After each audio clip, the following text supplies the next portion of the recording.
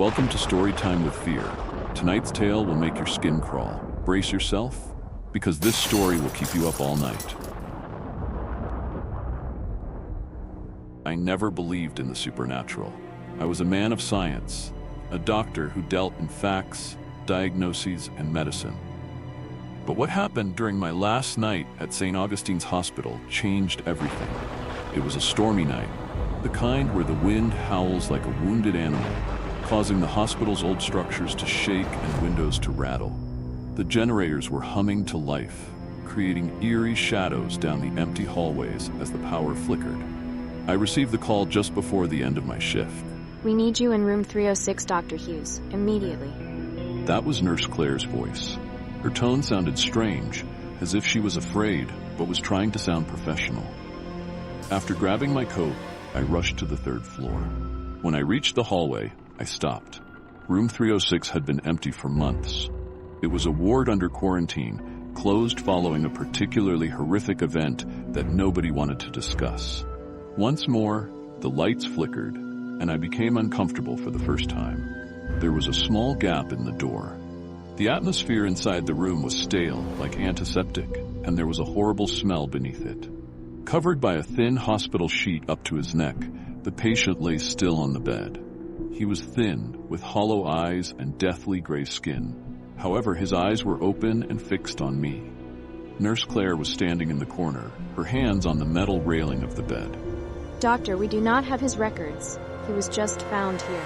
Found, I asked. She nodded. There is no video of anyone carrying him in, according to the security cameras. I took a step closer and took out my stethoscope.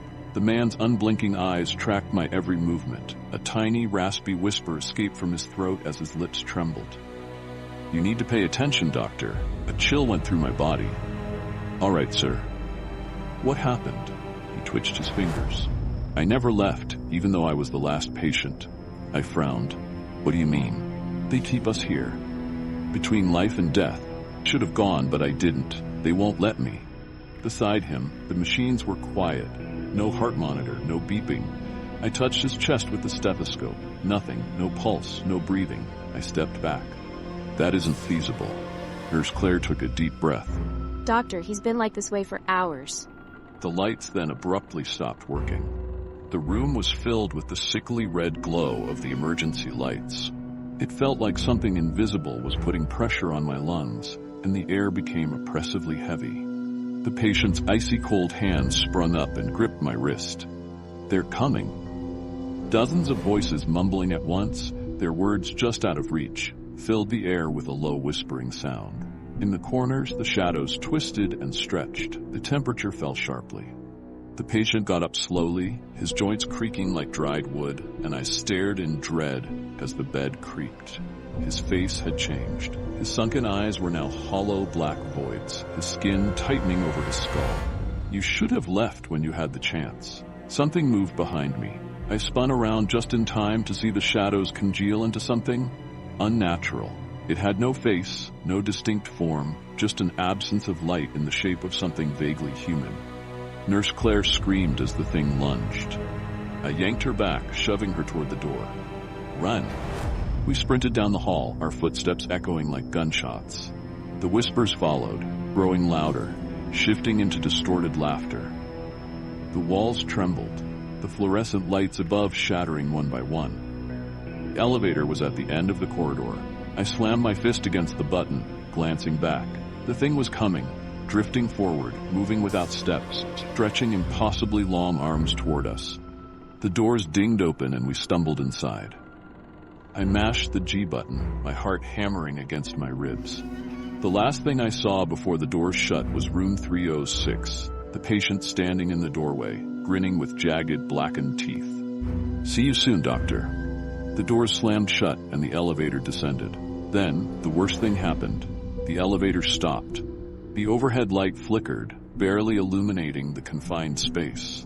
The whispering returned, closer now, as if the voices were right behind my ear. Claire clutched my arm, her breathing ragged. We're not alone. The light flickered off. For a moment, everything was silent. Then a breath, slow, deliberate, right against my neck. I turned my head and saw the patient.